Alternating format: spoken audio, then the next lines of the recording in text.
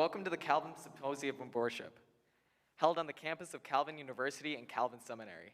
We are glad to have those of you joining us in person and everybody viewing this conversation online from many places around the world. My name is Aiden Hillman. I'm a freshman from Grand Rapids, Michigan.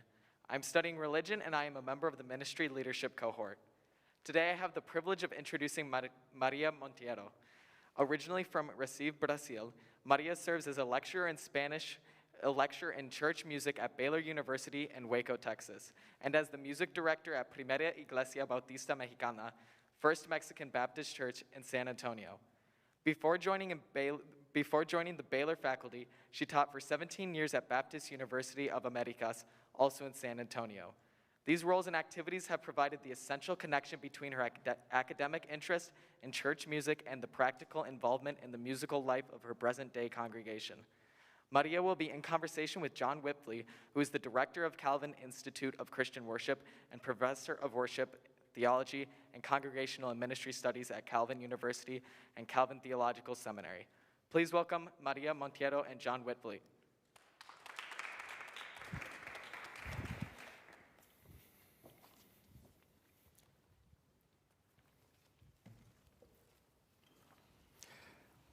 Well, Maria, welcome back to Calvin.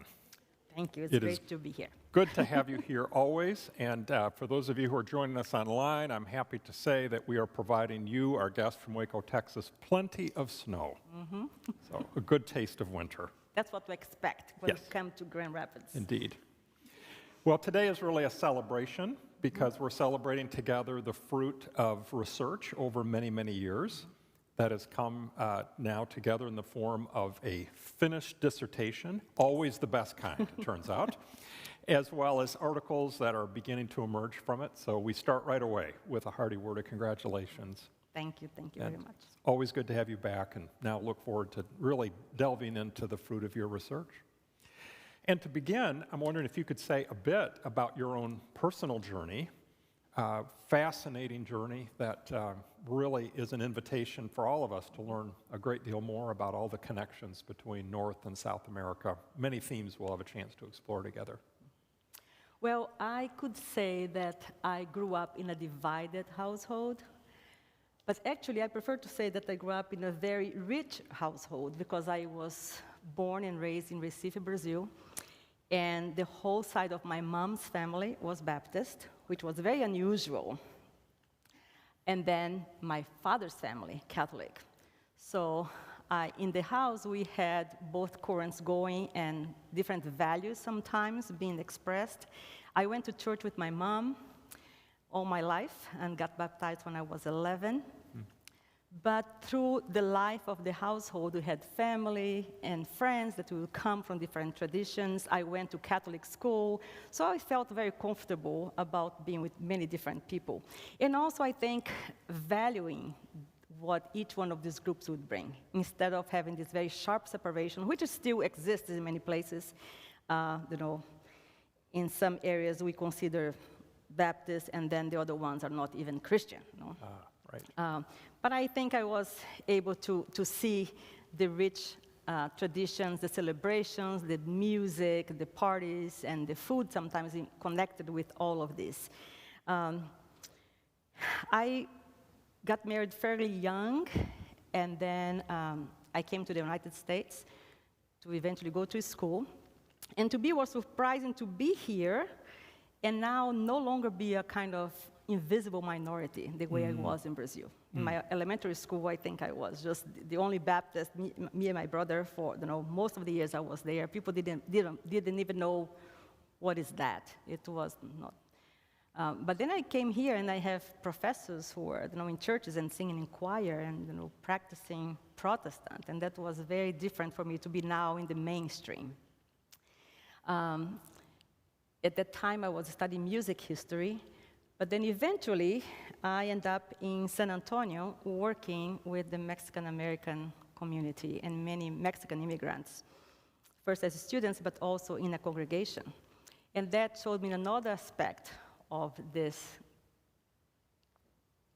inheritance of being Baptist also in a minority context, because even though we're Baptists in San Antonio, it's not a minority, but if you're a Mexican-American Baptist, you're kind of isolated a little bit from your Mexican-American culture at large, who tend to be more Catholic. And the Mexican-American congregations, or at least the Mexican congregation like mine is, we don't have really many connections with the Anglo congregations around. So it's still a little bit of a different flavor and different experience. So all of this together had one thing in common, was the singing. Okay. We sang the same hymns. The same hymns I was singing growing up in Portuguese, I sang them here in English, and I continue to sing them, sometimes in English and in Spanish. So that was an interesting part of my discovery, to have all these different languages, cultures, practice, food, but this repertoire, that was a big part of our lives. Yeah, wow. And you have just taken us into a trilingual story, Portuguese, English, Spanish. What has it been like for you to grow into this fully trilingual experience of the world? And I think about how many of us often fail to really understand how pervasive Portuguese speaking is, of course, in South America. Hundreds of millions. I mean, Yeah, it's huge, yes. right? So that's interesting. Again, I'm used to being kind of misidentified, I guess, because people assume, because my name is Maria, then I'm from Brazil, I'm Catholic. No, I'm not. But then sometimes they would say, oh, but you are from Latin America, then you speak Spanish. No, I don't. I speak Portuguese, right?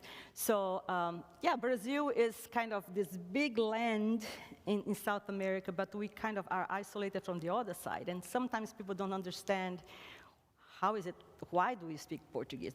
This history. There's where the Portuguese comes from, and then coming here, and I was so surprised because I always felt like if you can speak more than one language, it's a sign, that you have some advantages. It's culture, it's education. But then I was in this little mission in Waco, and I found people that could speak but could not read Spanish, or some people that could speak Spanish at home, but they rather not speak Spanish anyplace else. And I think this kind of maybe perception that if you speak Spanish, it counts against you. To me, that was very surprising. Absolutely. But then also, once you learn to circulate in these centers, in these communities, then you kind of see the connections and the possibility for mistakes and misinterpretation, but also the things that we have in common. Yeah. And also feel relaxed about making mistakes. That's, when I was first speaking English, I would not say a word unless people ask me directly, can you answer this question? I would not say anything because I didn't want to make a mistake. And I was, embarrassed about my accent, but then, I think there are things that are more important than just sounding polished and right at the time. I felt, and I heard this from a student, I think it's very interesting. He's from El Salvador. And he was telling me that, he came as a teenager, and his English was pretty good, but he said, I still make mistakes, and I feel so discouraged when people think that because my English is broken, my brain is broken. And I think that's a great story, to have this kind of empathy, how hard it is to learn another language and to express the best way we can. So I think I feel comfortable now with myself, but then I hope to extend this understanding to people around me and not feel embarrassed, but just know that's not an obstacle, but just, it's got a gateway to so many interesting things. Absolutely. Well, and I think how uniquely qualified you are to understand the history of the Americas, speaking each of these three prominent languages. Remarkable.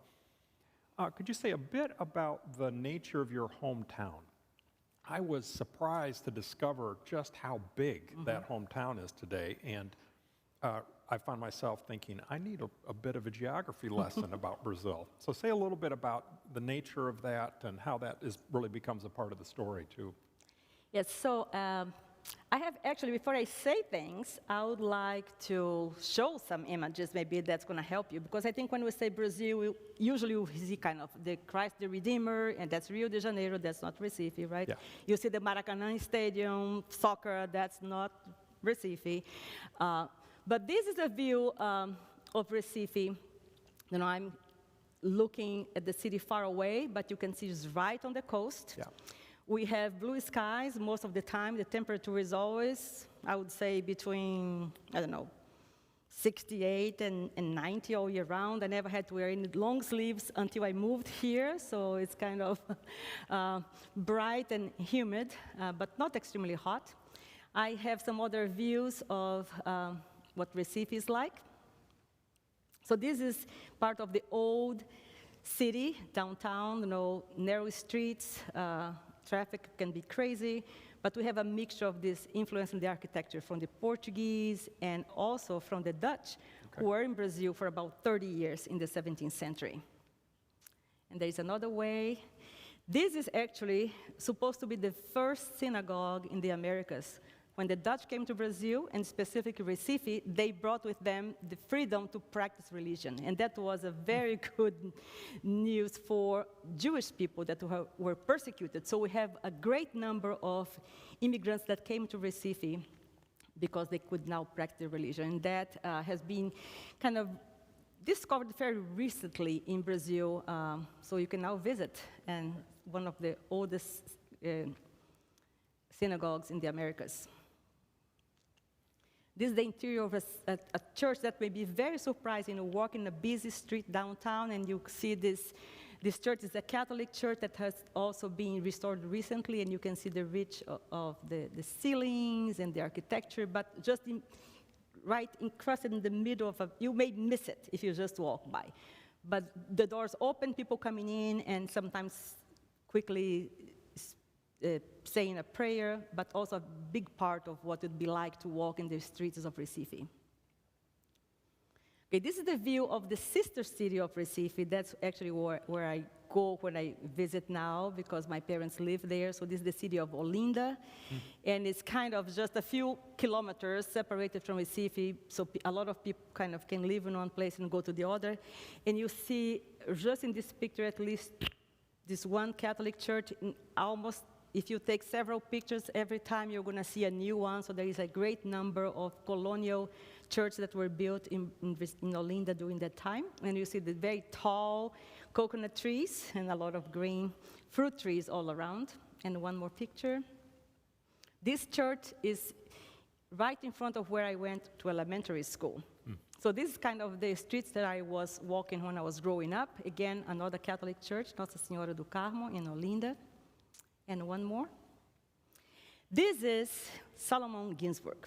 Okay. This person is extremely important I didn't know that, to many facets of my life, but this is the man who was a missionary who came to Brazil, born in Poland, went to school in Germany, then he went to England, converted to Christianity because he was a practicing Orthodox Jew, then decided to become a missionary, went to Portugal to learn Portuguese, and finally came to Brazil in the end of the 19th century.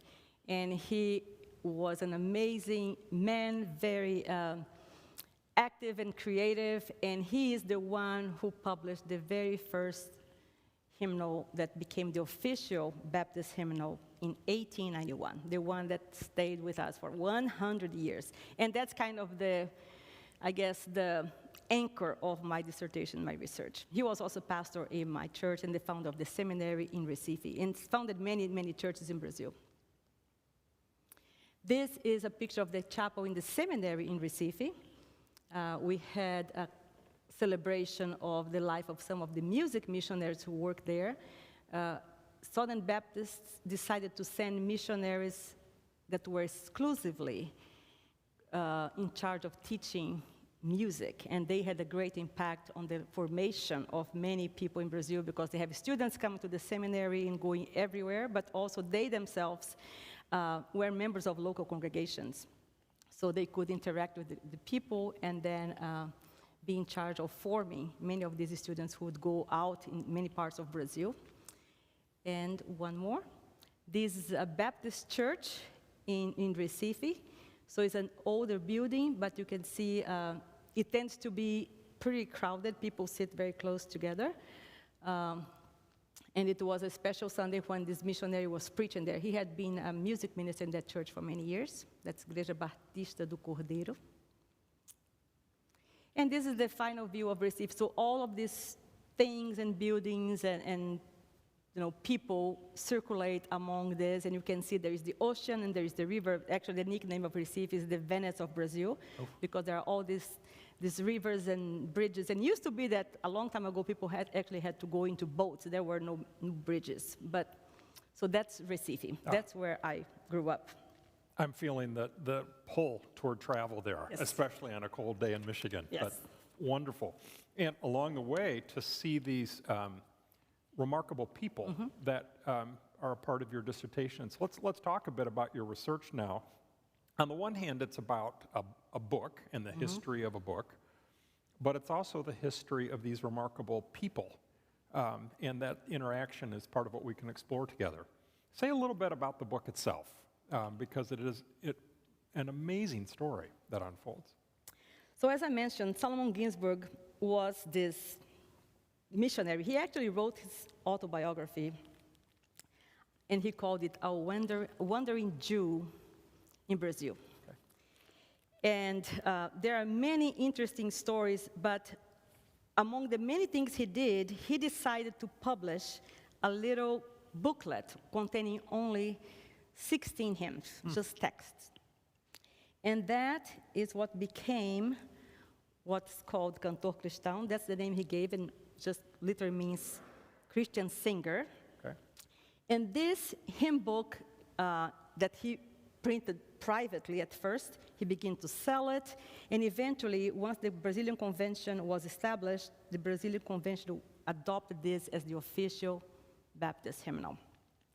Now, I didn't know when I was in Brazil that it was unusual to have just one hymn book for 100 years. So if you're a Baptist in Brazil, anytime after even 1924, you'll be very familiar with the contents of this. And no matter where you go, Brazil is a very big country, but you could go anywhere and you know that these would be the songs that will be sung. So the name cantor became for us the synonym of hymnal. We didn't know that word. It was, do you have a cantor? This is a cantor. So Ginsburg was the one who published, but he didn't work alone. So he had many friends in the very beginning that I think, invited to be translators of these hymns. And again, many of them were not written originally in Portuguese. But one interesting thing, like I said, he didn't work by himself. Very early on, Ginsburg came upon the invitation of an elderly woman who had been a missionary in Brazil, and she was Sarah Polton Kelly. Sarah Kelly and her husband Robert were the first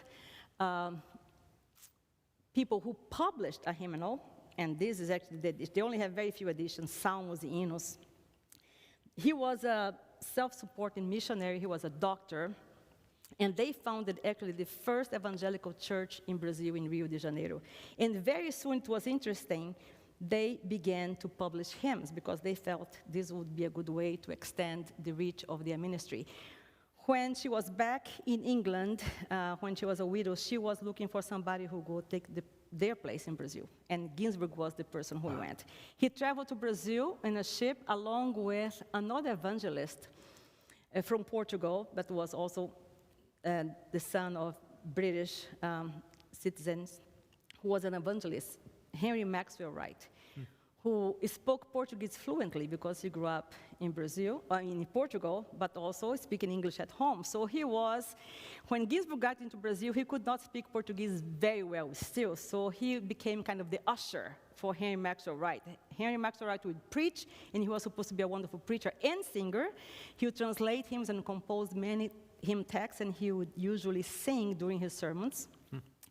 So Ginsburg had that lesson to learn from, and Henry Maxwell Wright translated many, many hymns that are included today in this Cantor Cristão. It was interesting that besides these early missionaries, the convention found it important to hang on to this book.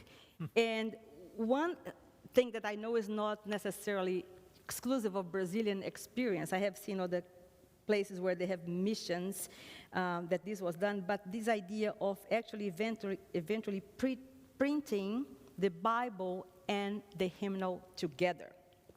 So I have heard people say, that sounds a little like heresy. I mean, are you elevating this hymnal to be like, but like I said, for us, they came together. And if you are a leader in the church, if you are a pastor, if you go to church, it's very convenient because in Brazil, churches do not have hymnals in the pews.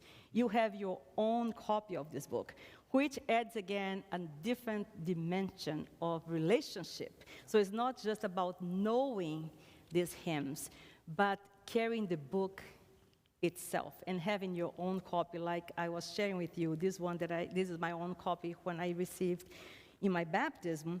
And then I have, in my research about this hymn, trying to get to the meaning of this repertoire, I was able to interview people that will share with me the hymnals that they had gotten for their fathers, or somebody that had died and then a relative passed it on to them with names and dates, and sometimes you keep flowers and pictures, so it becomes in itself a treasure. So the relationship with this hymnal was very important. I think another dimension was the fact that I came to Baylor, being a Baptist school, and then realizing how many connections were there between Recife and Brazil and Baylor. When I came as a student, an undergraduate student, I actually was neighbors with Helen Bagby, who was the daughter of the Bagby couple. The very first missionaries were in Brazil and founded the very first Brazilian Baptist church. There was a group of Americans that had been to Brazil before, and there was a Baptist church, but this one was not founded for Brazilians. It was for that group of, they call the Confederate exiles.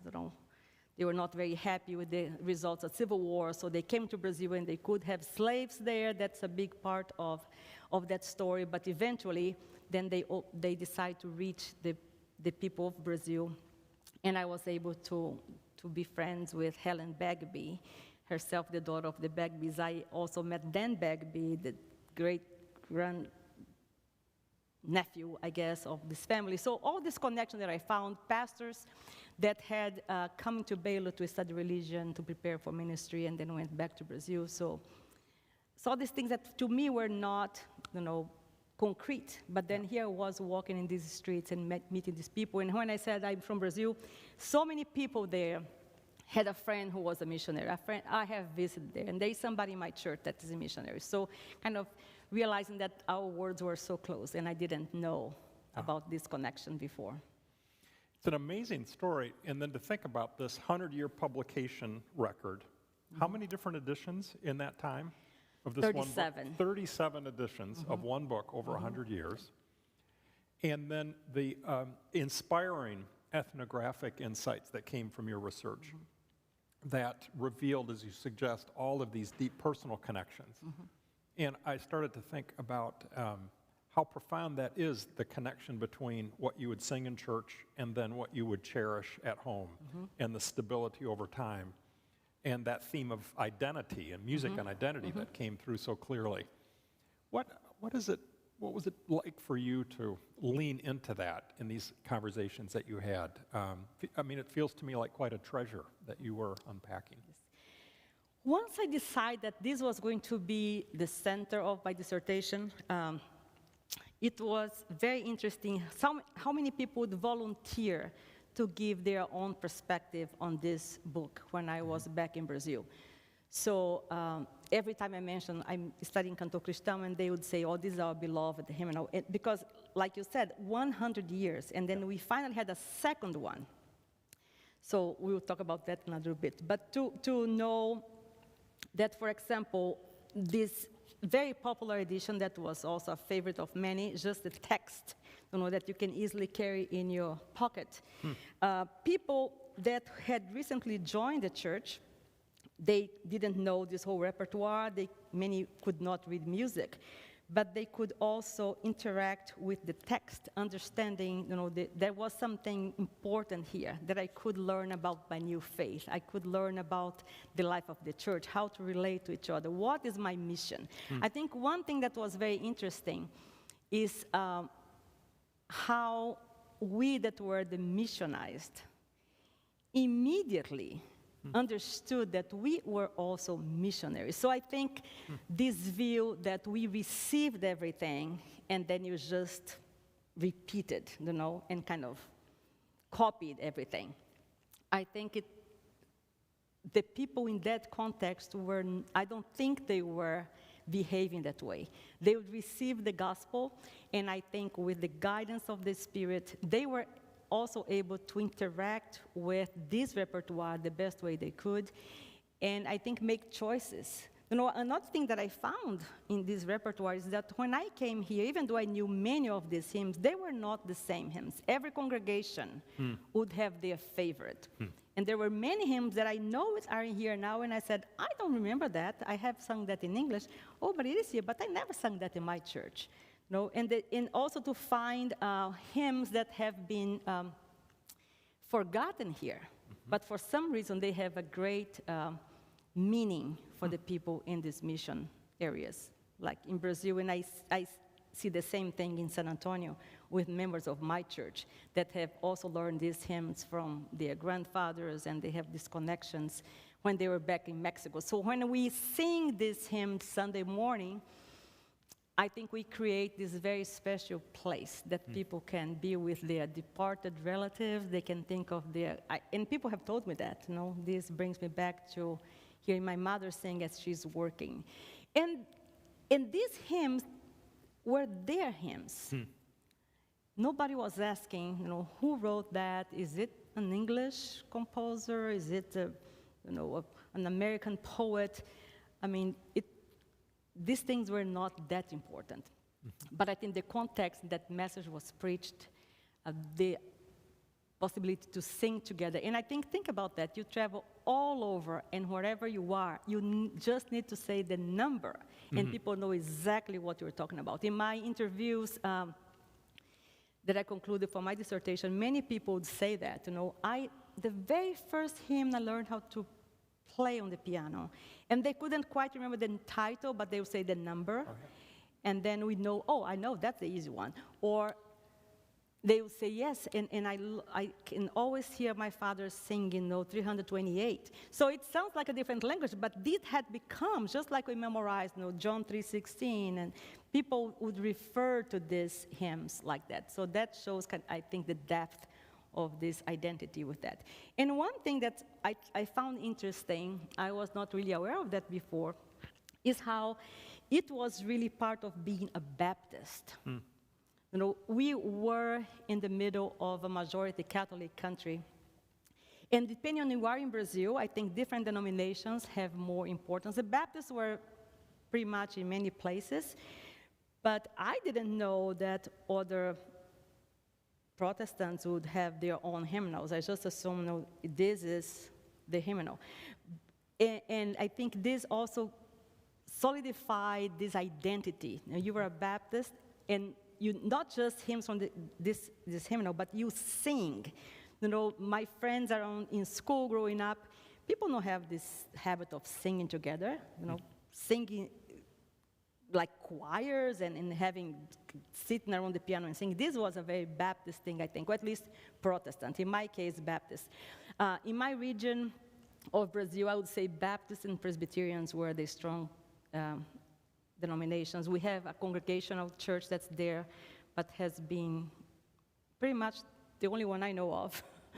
Lutherans are in other parts of the country. We have Methodists in other parts, but I think the idea of being Baptist was very much connected with this book and singing these hymns. One fascinating thing you mentioned earlier is the role of these musical missionaries. And I think alongside of this are then these people that are actively cultivating cultures of singing. And I was very struck in reading some of the material about that role that seems a little distant from the experience of some today, although I know that there are parts of the world where arts ministry and music ministry is being brought back into mission and evangelistic activity. Say a little bit about the role of these musical missionaries. How did that go, and what were some of the particular missionaries that really made a difference? So in the middle of the 20th century, the Southern Baptist Convention had a new head for the missions department, and he had been a missionary himself, and apparently this had a great impact on the decisions that were made. And I think one of the decision was we're going to reach people any way we can. And some people that were in the field had already mentioned that it would be great to have someone here who could help us with the music. So they decided to appoint music missionaries. So these people that had the formation to be musicians, and they would be connected to the seminaries in Brazil. Baptists had 3 major seminaries.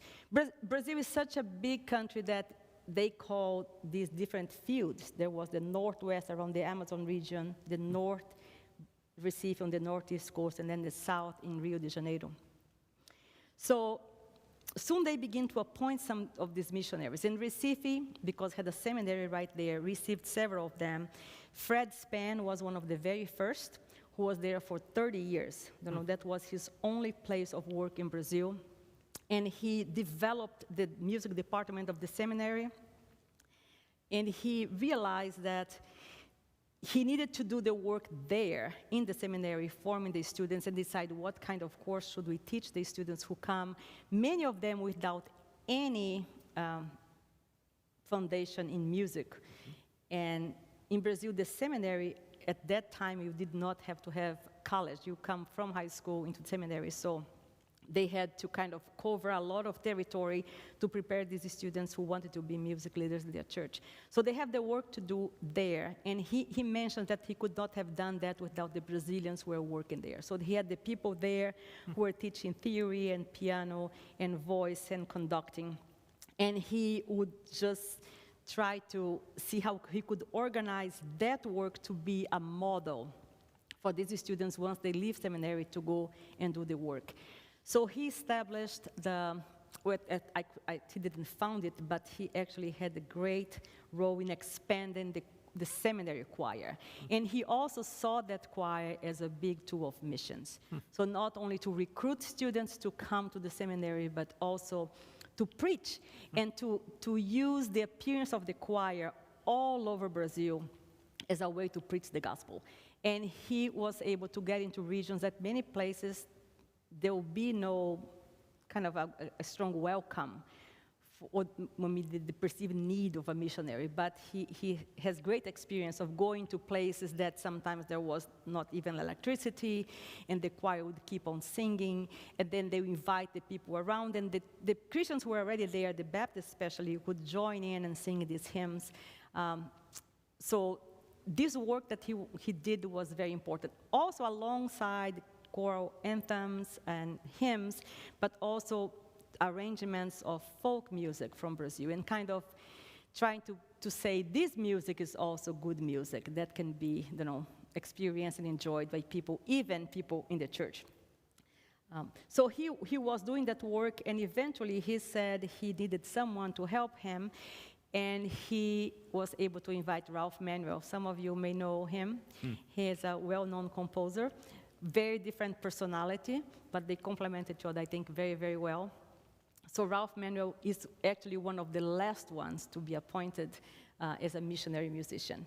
And he was working in the seminary, teaching composition and counterpoint and music theory, but also working in local congregations and connecting to the people. I think in 2019, this seminary choir decided to have a reunion and bring them back for a special celebration. It was amazing to coincide with my research in Brazil. I didn't know that was happening.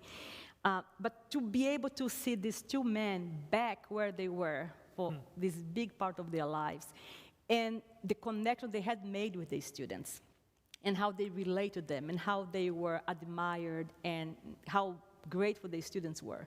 So I think when I think of these music missionaries, many times we have this narrative, I think, of missions as being kind of Yes, they came with the gospel, but they invaded, they kind of diluted the culture. There was this clash. You have to kind of erase everything that you are and adopt the schedules and the preference and all of these of the missions. And I think it's not untrue, but I think we miss something if you just use that narrative. And that's why I decided to actually go and think about these particular missionaries as much as I could about Ginsburg himself at first, but then Fred Spann and Ralph Manuel. And what amazing work they were able to do, and how they themselves say that they have learned so much being there and being open to negotiate the aspects of the culture that were important for the people, and they realized that. Ralph Manuel was in the committee that published the second hymnal. That's in 1991, 100 years. And this committee was really, I would think, a little nervous about this job, because one of the preoccupations is what's going to be the reaction, that now we have a new hymnal. No, we have this one, and you are going to say that this hymnal is no longer the one that we're going to use. And they made a big point, I think, of making sure they do not want to replace this hymnal. They want to add and expand. It's interesting that in the back of this second hymnal, they have an index that says, okay, if you're looking for this hymn in Canto Cristão, this is the number here. They want to make sure they don't want to, let's not forget about Canto. In the end, I think kind of they complement each other, and people have said we like the compositions that are newer in this hymnal of 100 years. Yeah. Some Brazilian composers, Brazilian authors. But so Ralph Manuel was involved in this process, and I think it's so interesting, Fred Spann coming in and finding, okay, this is what Brazilians sing. When he got there in 1963, Ralph Manuel comes in 1980, and he's thinking, why are they singing these old hymns? And he said, some of them I didn't even know. They were too old for me. They had not been sung in my church. But then he was able to, at the same time, okay, I know where I am. I know this territory because of these hymns. But then saying, I think it's my job as a composer and a professor to kind of maybe tell the students, do what you can do. And if you want to write in the way that I write, great. But if you want to explore some other languages in music, you're welcome to do. And he'd made many arrangements of music for choirs in Brazil. And and when I was in this gathering, it was amazing to see them walking with these former students who admire them and love them. And many of them doing now what they were doing, being professors at the seminary and leaders in the churches. They have published many anthems for choirs, and so kind of producing the work that could be used in congregations and schools in Brazil. It's amazing. When I read that reference to Ralph Manuel, I thought about my experience as an undergraduate student here, and hearing our alumni choir here sing a beautiful anthem, Alleluia, by Ralph Manuel. And I didn't know the story, and all of a sudden to understand now much more of the context of what's behind that anthem. As I listen to this, I think what care went into the selection of music, the debates about that back and forth. And one of the dynamics that comes up as you write is, it has to do in part with this dynamic of continuity and change. And so it's a story of great continuity, and then, as you suggested, then second book came along, there was some change coming, and the care that was taken with that. In one beautiful sentence, you reflected on the judgment that we make, and the difference between what some people would say is a stable repertoire, and what some people might say is a stagnant repertoire. Same repertoire, but a different judgment about that. I found that to be a really interesting thing to think about in light of your research. Would you unpack that a little bit more about continuity and change, and then the different views about, how much change is good in light of this history? Yeah. I came across that observation of someone who wrote a very important dissertation about hymnody in Brazil. And there were reference, of course, to Canto Cristão specifically. And the fact that since 1924, the repertoire of Canto Cristão remained pretty much the same. The observation was that this became static, kind of stagnant repertoire for the churches in Brazil. Now, doing my research, I also could say that the same repertoire could be characterized as being actually stable, or familiar, or consistent. And I think these words have different connotations. Yes. So static, stable, stagnant, familiar, limited, or consistent. I think this, especially when you think of the congregation, I keep in mind as I teach church music, as I study church music, I keep in mind the people in my congregation. And I think I know people that may not be able to read well, may not be able to even see well. So even if you have the words in big letters on the screen, as opposed to just have the words in the book, it would be hard for them to sing along. And I think the possibility of this repertoire to, independent from where they came from, how it was used, in which context, and the purpose of this repertoire, made this repertoire their own. So this idea of musical localization also. So it's something that is just became natural, became ours, without worries about where it came from, is it important, should I be singing my own music? One thing that I find interesting, the criticism that we hear sometimes about, Brazilian music is so rich in so many manifestations, especially if you just think about the rhythm, for example.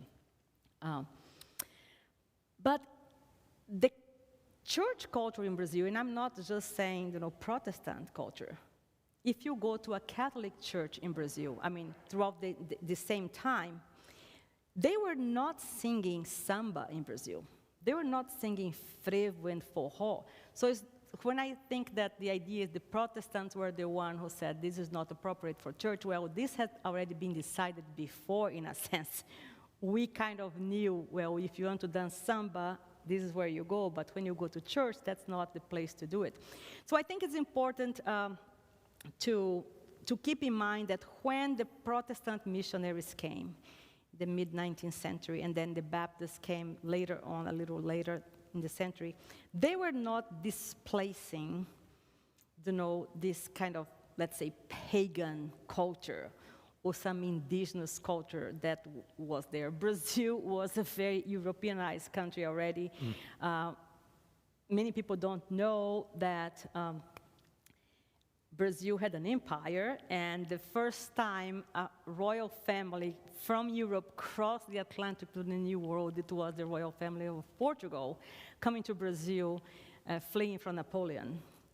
They were told, you either join us, or we're going to invade you, and the British said, if you join Napoleon, we're going to invade you. So the king of Portugal said, I'm going to be over here, and then that was the end of it. Napoleon was not really interested in going to Brazil.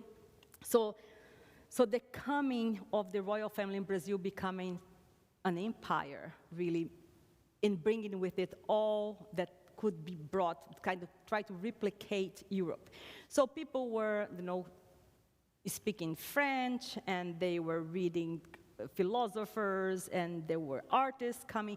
So when the Protestant came, they found this in Brazil. They were not like the Portuguese in 1600 that found, the land that had not been, maybe, let's say, found or contaminated by Europeans. So I think the Protestant was kind of put into this context. I think that's one thing to keep in mind. So they became interested not converting pagans or unchristianized people, but converting Catholics to become Protestant. And I also think that these groups were not all homogeneous. They were not all the same. Ginsburg was very different from the Bagbies, and they were different from the Kellys. And each one of them tried to kind of negotiate and find a way to do the work they believed they were called to do. Mm-hmm. Sometimes there was competition, sometimes there was cooperation. But I think it's one thing that I find it's important that we do not have this very pristine, without any problem place, and here come the Protestants to mess it all up, you know. I think that at least from the point of view of the Protestant missionaries, I think that's important for us to understand. It was already very complex and multicultural and international kind of place already. As you were describing it, I was recalling one of the opportunities I had to visit you in San Antonio. And so at Baptist University of America at the time, and I remember hearing about all of the different countries, Spanish-speaking in this case, that students would come from. And then I think about how a story like this would be discussed in a classroom there, and about all of the layers of understanding that would happen, and yet how too often I would have a very simplistic view of this history. And I keep thinking about how much of your work in the United States must be helping people like me understand there's a lot more, many more layers to all of this. And so I just want to thank you for that. But then ask, how would you tell the story, let's say in Baptist University of America, in a place like that, or in your teaching now at Baylor, where you are trying to invite students into awareness of the complexities and the dynamics that are at work? What are some of the joys and tensions of that, of doing that part of the work? I usually like to remind the students that if I ask them, tell me about life, let's say I'm teaching Baylor, tell me about life in Waco today. I think each one of the students will have a different answer, depending on where they are, where they're doing, what they're doing, where they're coming from, their dreams, their problems. So when we look at the past and we try to tell that story as if it were a very straight, clean line, and that's what happened, and we know it all, and now based on this, we're going to do this, I think that's very dangerous. So I think the first thing I would like for us to keep in mind that this is a very complex story, but it's a story of also service and friendship. And I think these personal connections that happen between, for example, Ginsburg and the Kelly. When he was invited to go to Brazil, he had no idea what Brazil was. He couldn't speak Portuguese, he just felt, I have tried to be a missionary among the Jews, but I don't think this is what I'm going to do. And then came this invitation, and he said, I'm going to go. So he had no idea who Sarah Polton Kelly was and what she had done there. And then he comes in this ship with Maxwell Wright as his companion. And this man is kind of the father of hymnody in Portugal. You know, he wrote many, many hymns and was a great evangelist. And then he comes to Brazil and he meets these different people, sometimes people who were in the government that had become Baptist. And they introduced him to this whole world he had no idea he would one day encounter. But then he would decide to move over here and start something completely new, come into contact with people that were, like he said in his biography, sometimes wanted to kill him because of what he was doing. I think that the coming of, for example, Fred Spann and what he did with his life, decided to stay there in this one place for 30 years, raising his family, going to these local churches, the connection he had with local people, his colleagues in the seminary. I mean, these are worlds in themselves. So the same thing happens today. So I think it's important for us to keep in mind this is a very thick narrative, very dense and very complex. And what we're trying to do is just to take maybe one little thread and look at it, hopefully being able to see how it fits in the design, but also knowing this is just one thread. And I have felt that many times we tend to, because it's difficult and it takes time, to let's just make this a one color, one texture story. So to realize that the persons involved, the human agency is very important. How was he able to do this here and not here? And so this connection that come that I believe are divine, and how each one of these people understood their calling. They were there to do this work, and they may be misinterpreted. They may be, sometimes overlooked, forgotten, maybe romanticized, maybe idolized. We have all these temptations. But so to keep in mind that we're dealing with something that's very, very complex. And I think I celebrate these glimpses that I could have from the history, also the testimonies. When I was doing my research and I decided to go to this congregation in Brazil and spend several weeks with them. It was pre-COVID, so that was very good. And I would come in and be a part of the congregation as much as I could. Igreja Batista de Casa Amarela is the name in Recife. And I would sit in the pews observing how people came in, and looking at the bulletin because I was trying to see how many hymns from Canto Cristão they are singing today, and listen to the congregation, how moving that was. But many times I would be sitting there and I would come in a little early, and somebody would come in and say something, are you a visitor? Or maybe sometimes they would be visitors, and how they would kind of volunteer these stories of how they have found the gospel and how they have been nourished by hymns, and how as soon as they got here they understood, I don't know anything about this new faith, but I know I need a Bible and I need this hymnal.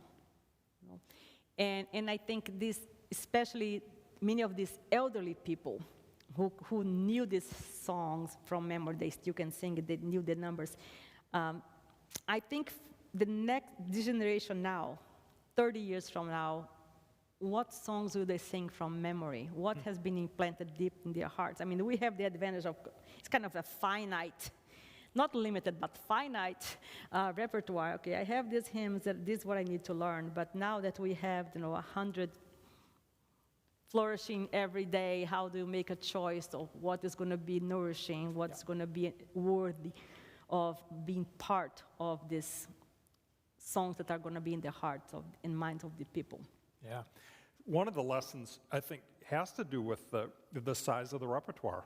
Big enough that many local congregations could have their own favorite that was unique, and yet small enough that it could be shared across continents, but throughout the country. Are there other big lessons that you think come out of this for the way forward, for those of us who give shape to worship, that you want to make sure we have time for? I think in the middle of all these differences and the distance, geographical distances, though Ginsburg came from the border of Poland all the way to the ends of South America, the missionaries who came. So it crossed the whole world. How we could all understand the message of the gospel.